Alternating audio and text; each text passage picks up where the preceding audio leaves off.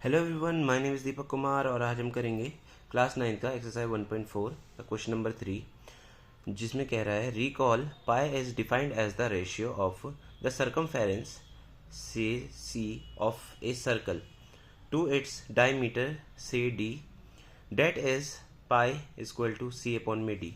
बोला है कि एक सर्कल जब होता है तो इसके जो आउटर पार्ट होते हैं, ये पूरा जो पार्ट होता है आउटर, अगर हमें फेंस लगाना हो इस सर्कल पे तो वो उसका सर्कमफेरेंस हो जाता है। और डायमीटर क्या होता है, जब बीच के पॉइंट से जब कोई भी लाइन दोनों साइड टच कर रही होती है तो वो इसका डायमीटर होता है। तो ये डायमीटर हो गया और ये सर्कमफेरेंस हो गया।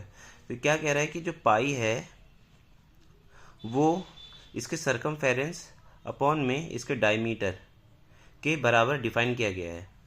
This seems to contradict the fact कि बोला गया है कि कॉन्ट्रडिक्ट है ये कि ये जो पाई है, पाई तो एक इरेशनल नंबर है, पर कोई भी नंबर अगर सी अपॉन में पी बाई क्यू के फॉर्म में आता है तो वो रैशनल होता है। तो ऐसे तो ये साइड ये रैशनल हो जाएगा और ये इरेशनल, तो ये इक्वल टू नहीं हो सकते, तो ये कॉन्ट्रडिक्शन है। तो इसे कैसे सॉल्व करेंगे? How will you resolve the contradiction? इस कॉन्ट्रडिक्शन को सॉल्व कैसे करेंगे? तो इसमें क्या करेंगे, हमें पता है कि जो पाई है वो इरेशनल होता है और सी अपॉन में डी पी बाई क्यू के फॉर्म में है, तो ये रैशनल होगा। पर रैशनल हम कभी भी कोई भी मेज़र करते हैं, जैसे ये सर्कल है इसको हम मेज़र करेंगे तो, या फिर ये डायमीटर है इसके लिए स्केल का यूज़ करेंगे, तो हम स्केल में बिल्कुल एग्जैक्ट पॉइंट पे नहीं कर सकते। कि जैसे हमें 9 बोला गया है कि हमें 9 सेंटीमीटर की लाइन खींचनी है या उसका डायमीटर 9 सेंटीमीटर है, तो क्या करेंगे, 9 सेंटीमीटर का हम जब लाइन खींचते हैं तो हमारे जो पॉइंट होता है वो थोड़ा बहुत तो आगे पीछे हो जाता है।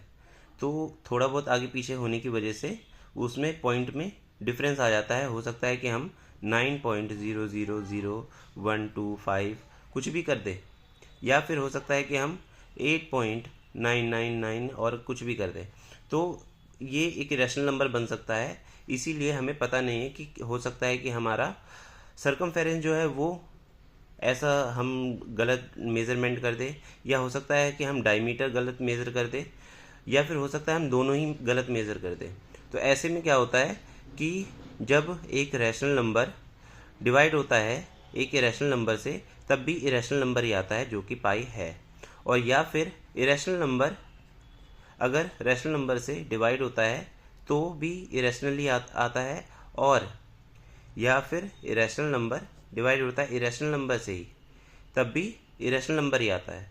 तो ये दोनों में से कोई एक भी अगर इरेशनल बन जाए तो पूरा नंबर इरेशनल बन जाएगा जो कि पाई के इक्वल हो जाएगा।